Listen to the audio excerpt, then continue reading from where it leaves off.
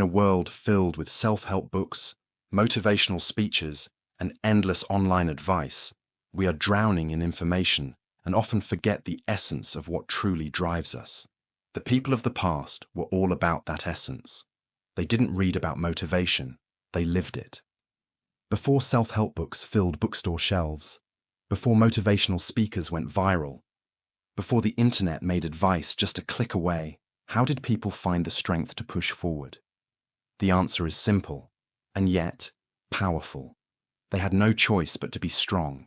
They didn't read about resilience. They lived it. They didn't have the luxury of scrolling through endless tips on how to stay motivated. They simply got up each day, faced their challenges head-on, and found strength in the act of doing. Imagine living in the 1930s.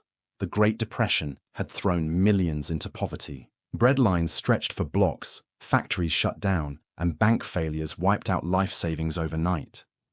There were no five-step formulas to success, only hunger and uncertainty. And yet, people pushed on. Why? Dignity, community, the belief that hard work would somehow lead them out. Motivation came from within, but also from each other. People leaned on their families, their churches, their neighbors. They had to. Because if they didn't, no one else was coming to save them.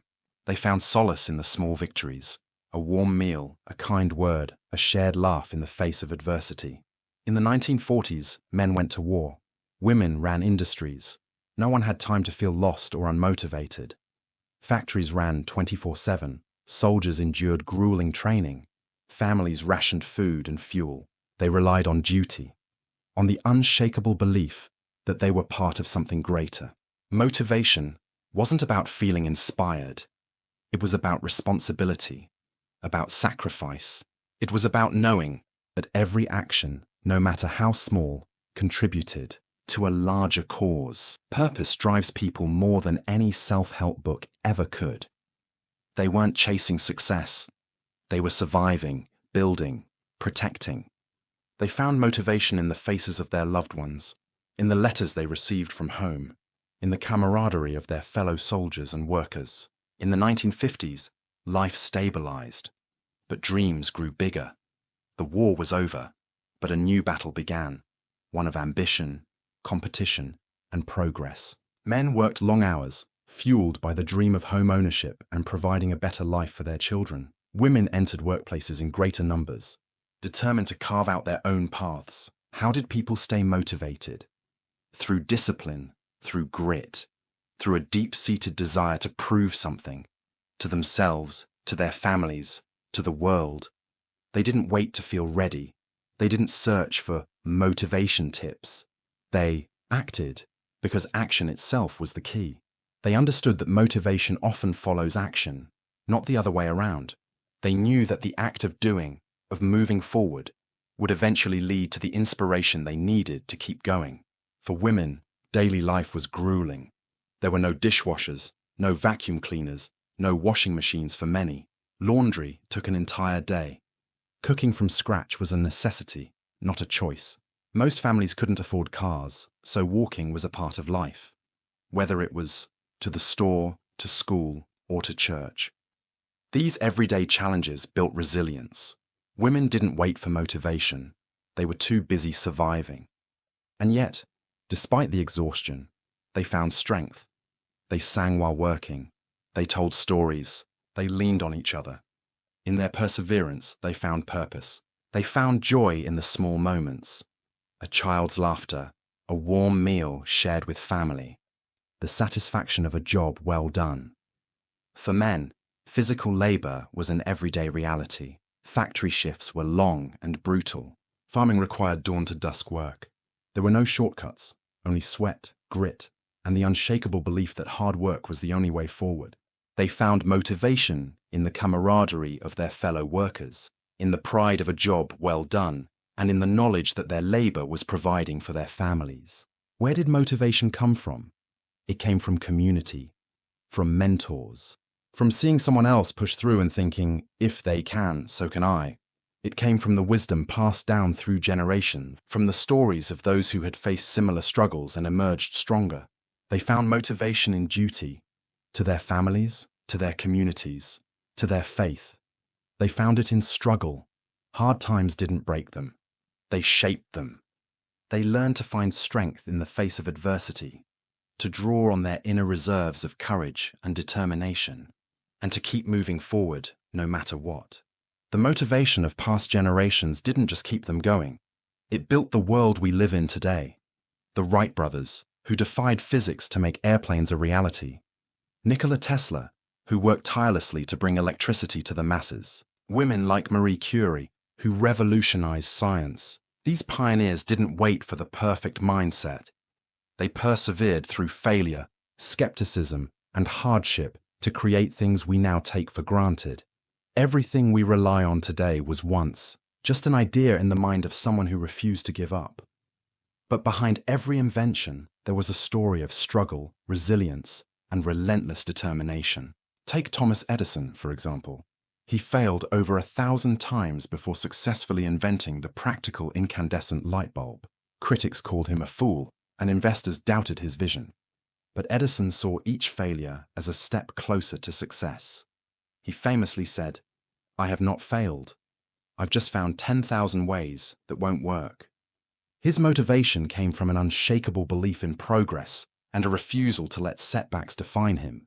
Or consider the Wright brothers, Orville and Wilbur. They faced ridicule and disbelief when they claimed humans could fly. With no formal engineering training, they funded their experiments through their bicycle shop. They endured countless crashes, injuries, and financial strain. But they kept going, driven by their dream of conquering the skies. Their breakthrough at Kitty Hawk in 1903 didn't just change transportation. It changed how humanity saw itself. Nikola Tesla, the visionary behind alternating current, faced his own battles. He struggled with financial instability, often working in obscurity while others took credit for his ideas. He even dug ditches for a time to survive. Yet he never lost sight of his mission to bring electricity to the world.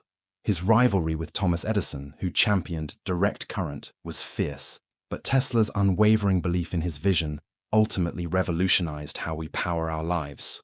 And then, there was Marie Curie, the first woman to win a Nobel Prize and the only person to win Nobel Prizes in 2 different sciences.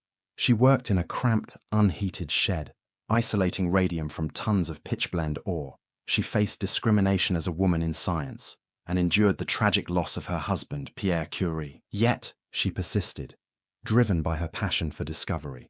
Her groundbreaking work on radioactivity not only advanced science but also laid the foundation for modern medicine. Henry Ford, the father of the modern automobile industry, faced bankruptcy and multiple business failures before succeeding with the Model T. His early ventures collapsed, and he was often dismissed as a dreamer. But Ford's vision of an affordable car for the average person kept him going. He revolutionized manufacturing with the assembly line, but it wasn't without struggle. He faced labor disputes, production challenges, and constant pressure to innovate. Yet his determination to make the automobile accessible transformed the world. These inventors didn't just overcome hardship, they thrived because of it. Their struggles shaped their character and fueled their determination. They didn't have the luxury of giving up because they knew their work could change the world. And it did.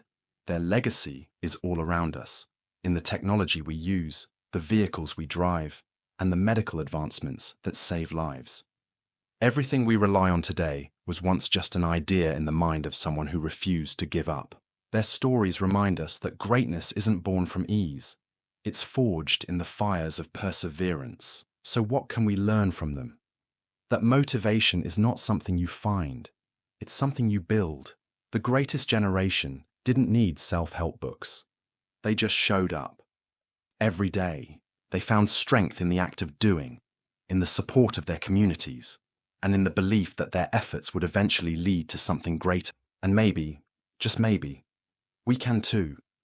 We can find motivation in the small, everyday actions that move us forward. We can draw on the strength of those who came before us, and we can build a legacy of our own. Because in the end, motivation isn't about waiting for the perfect moment. It's about creating it. All right, now I want to hear from you. How do you think people found motivation before self-help books?